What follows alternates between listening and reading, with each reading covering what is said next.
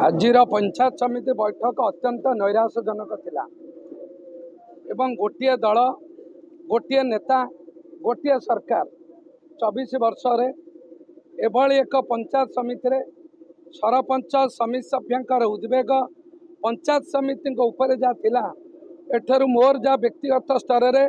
जड़े निर्वाचित जनप्रतिनिधि हिसाब से मु जा अनुभव कली एठी दीर्घ वर्ष धरी कौनसी राजनेता जनप्रतिनिधि विभागीय अधिकारी संगे कौनसी समन्वय नहीं एवं से ही दलर अध्यक्षा से ही दलर उपाध्यक्ष से ही दलर लंबा दिनर विधायक एवं से ही दलर सभ्य सरपंचकर से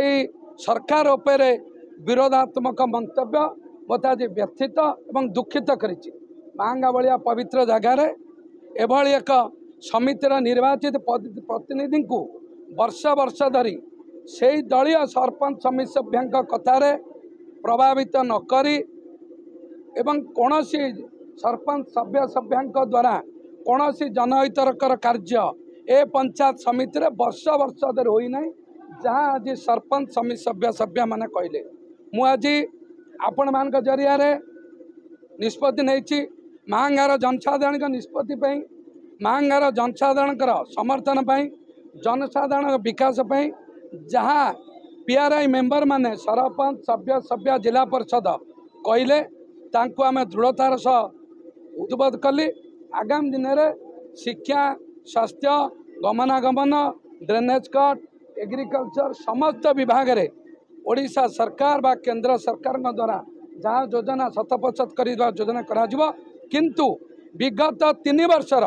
पंचायत मानक होइतिबा एनआरजीएस दुर्नीति एवं विभिन्न डेवलपमेंट दुर्नीतिर विजिलेंस तदंत पे आगामी दिन में आम डीजी विजिलेंस पाखे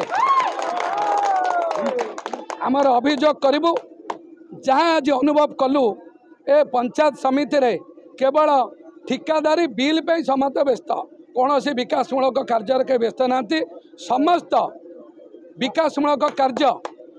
पंचायत स्तर में जहाँ सबू पंचायत 37 पंचायतर कार्यकलाप 3 वर्षर आर्थिक अनियमता व्यभिचार भ्रष्टाचार विरुद्ध रे आमे विजिलेंस एवं सरकार द्वारा जिते उच्च स्तरीय तदंत हवा कथा अनुभव करूँ एवं 3 वर्षर सबू एमएनएरजीएस